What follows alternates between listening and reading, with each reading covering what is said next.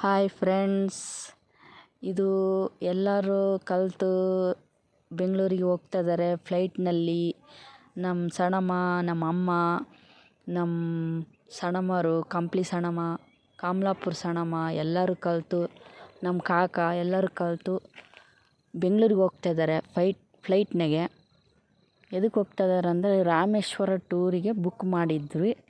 ಅದು Rameshwara ticket cancel ಆಯಿತು.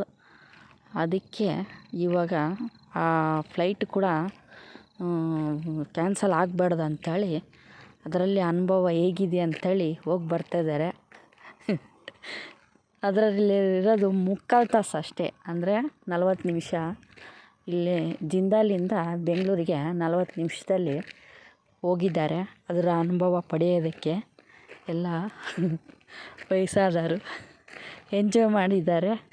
ಭಾಳ ಖುಷಿಯಾಯಿತು, ಎಲ್ಲ ಖುಷಿಯಾಯಿತು.